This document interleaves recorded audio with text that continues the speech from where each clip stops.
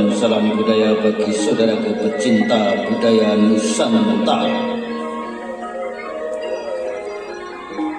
Mari kita simak dan nikmati kembali lanjutan kisah legenda Penangsang dalam Kidung Tahta Asmara karya Nasirun Purwokartun, yang kali ini telah memasuki episode ke-107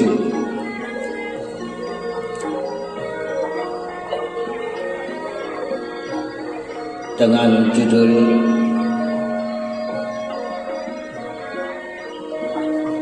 Bener Keworo. Saudara, di episode yang lalu telah dikisahkan betapa marah Sang Patih Haryo Mataun kepada Sunan Mukmin dan Mas Karepet yang telah melecehkan junjungannya Adipati Haryo Penangsang.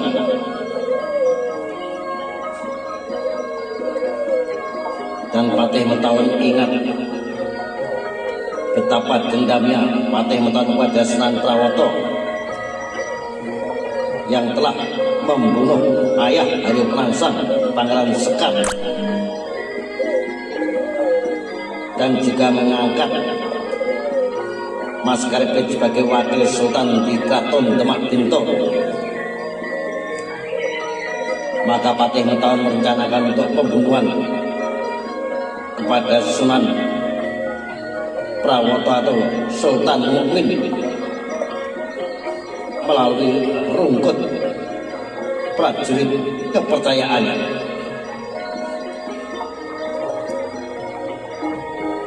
Kita kembali ke dalam kepatian tempat bersemayamnya Patih Mataun di kepatian Jipang Panglang.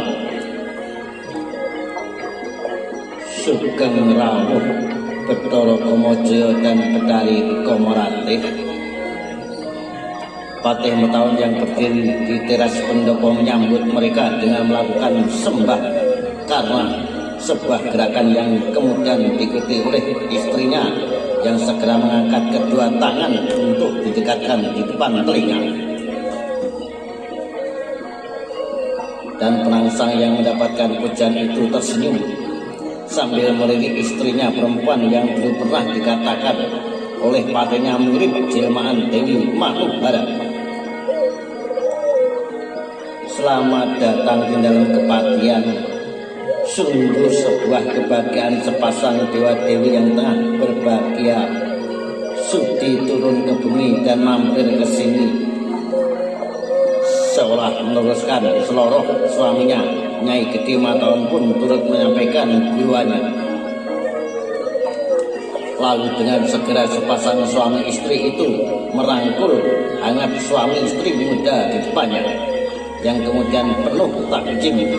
Penangsang merangkul ayah angkatnya, demikian pula Retno Puspito yang memeluk hormat Nyai Gede Mataun. Setelah sejenak berbincang, Patih Mataun mengajaknya. Kedua lelaki itu kemudian berbincang sambil menikmati nyanyian yang mengalun pelan dari pelataran. Nyanyian dari para abdi dalam kepatian yang tengah menyenandungkan tembang dengan penuh kebahagiaan. Babku ngene Kakang Mang, ingsun nyangoni rahayu winantu saking puji. Rahina wengi tan pegat kajangganing toya mili kasembatan sakarso tulus ing utama ati. Demikian kidungan dan nyanyian yang dinyanyikan oleh para abdi dalam kepatian. Patih Mataun sangat menikmati alunan tembang tersebut.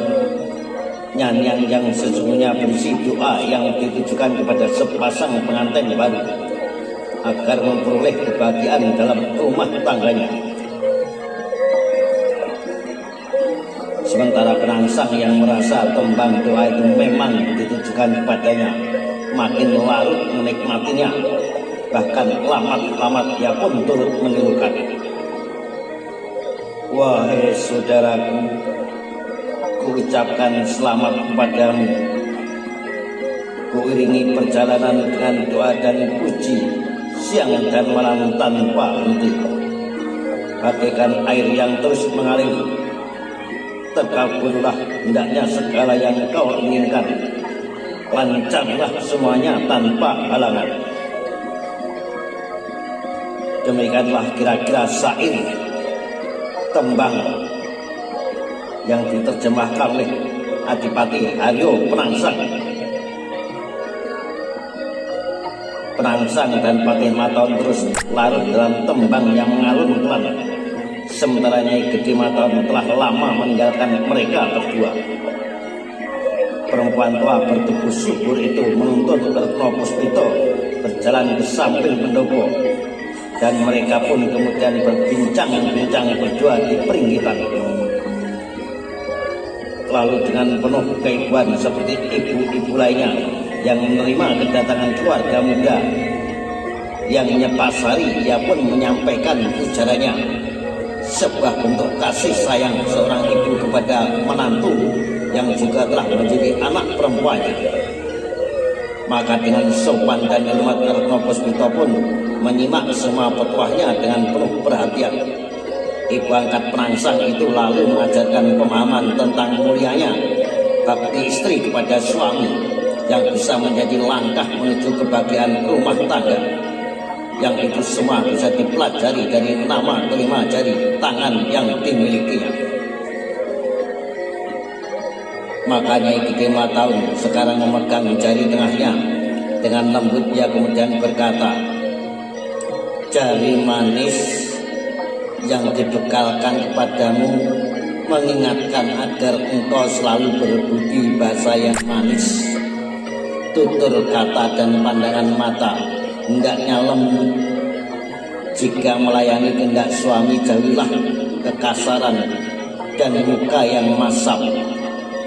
Jagalah pandangan mata yang berseri, betapapun sedang kesalnya hatimu.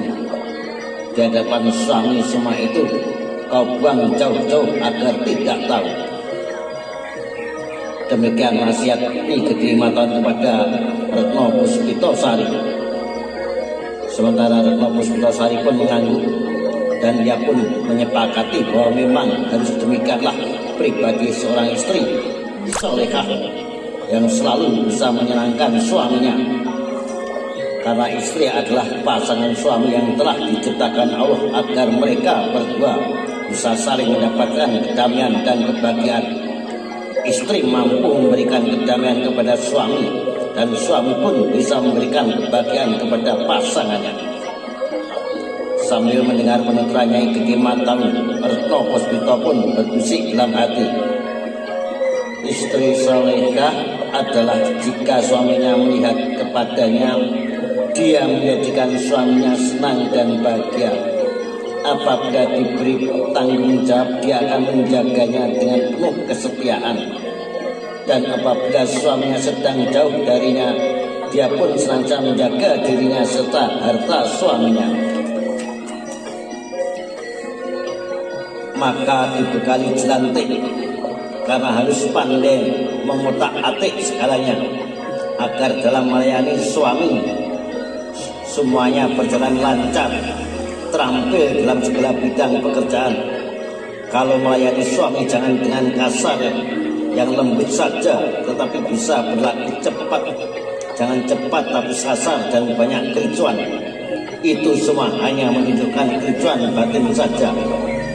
Ucap Nyi Gede Mataun melanjutkan, dengan penuh kesopanan Retno Puspito pun mengaturkan sembah. Injih Kanjeng Ibu, mohon doa restunya semoga Allah mengabulkan permohonan saya hingga dapat mengamalkan segala yang dimaksudkan oleh segenap jari-jari tangan ini. Demikian penegasan Retno Puspitosari kepada sang ibu angkatnya Nyi Gede Mataun. Kemudian untuk menutup urian Nyi Gede Mataun pun menyampaikan kembali dengan cara dinyanyikan. Bila itu semua kau ingat anakku sayang, ku jamin kau akan menemukan kemuliaan di dunia dan di akhirat nanti. Keduanya kemudian melanjutkan perbincangan dengan hangat dan penuh kasih sayang. Retno Puspito merasa mendapatkan seorang pengganti dari mertuanya, sebab Penangsang sejak bayi sudah tanpa orang tua. Maka kehadiran Nyai Gede Mataun benar-benar telah dianggapnya sebagai orang tuanya. Dan Retno Puspito pun langsung akrab dengan ibu angkat suaminya.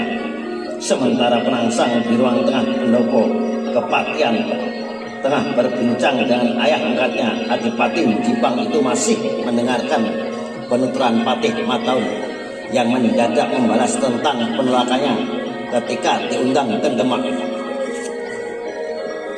Setelah undangan yang pertama ia tidak datang, undangan kedua telah kembali dilayangkan oleh Mas Karebet. Penangsang harus segera menghadap ke Demak karena konon seluruh bukti keterlibatannya dalam perencanaan pembunuhan Sultan Trenggono telah terkumpul. Bukan hanya orang yang mengaku sebagai kaki tangan Penangsang, namun juga surat yang telah ditemukan berada di rumah orang tersebut. Surat dengan cap Kadipaten Jipang dan terdapat tanda tangan Haryo Penangsang. Bagaimanapun itu sebuah kekejian Gusti, ucap Patih Mataun tanpa bisa menyembunyikan kegemarannya. Bagaimana bisa sebuah kedustaan dihadirkan dengan bukti-bukti yang seolah benar meyakinkan? Ini benar-benar sebuah kejahatan dari si Karebet, anak pengging setan alas itu pantas mendapat pelajaran. Namun Penangsang yang telah memantapkan niat untuk tak menghiraukan undangan tersebut tidak memberikan tanggapan apapun pada pendapat patihnya.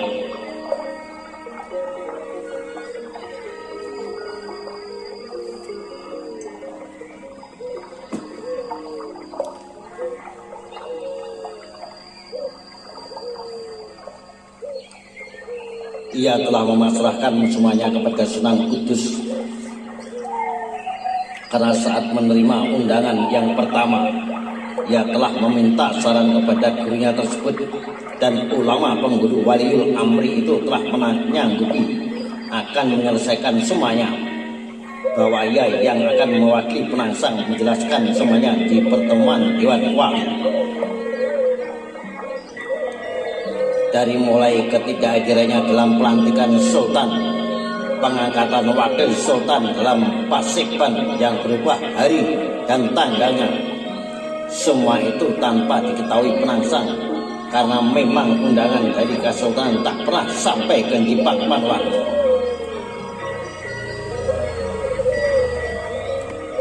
Maka ia pun menanggapi dingin ucapan patihnya yang masih bersemangat, membujuknya untuk segera datang ke Demak.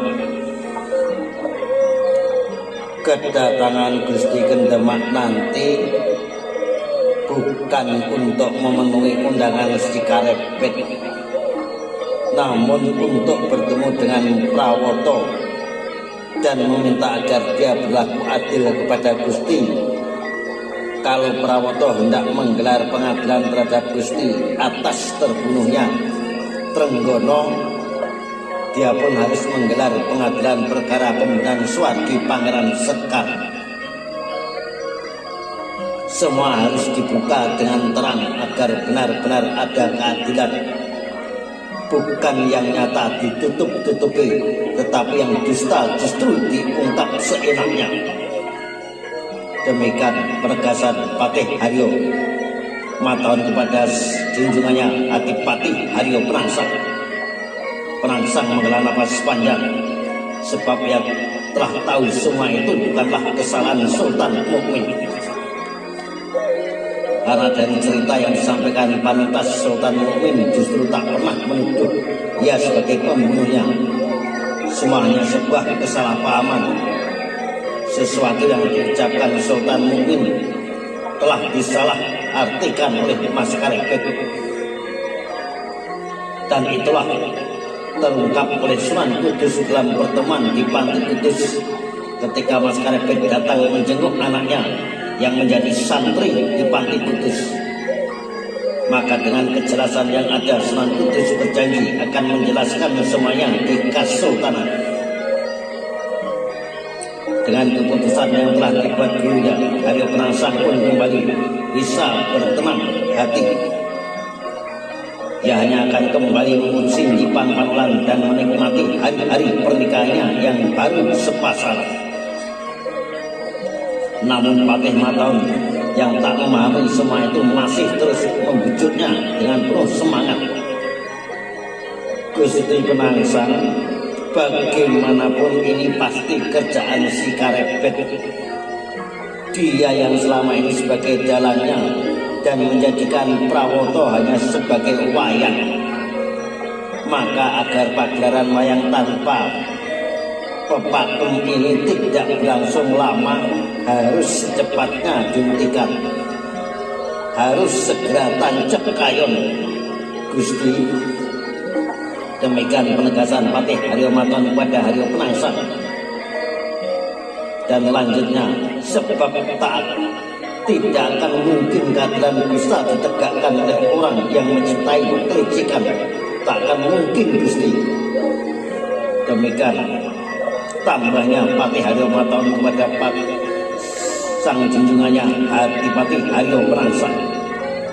Penangsang hanya tersenyum memberikan tanggapan, sementara Patih Mataun masih terus menguraikan pandangannya. Dan dari arah pelataran alunan tembang masih terus berkumandang. Nanging kudu ruh panuju, watek kebenaran ini jo angan wo bener woro.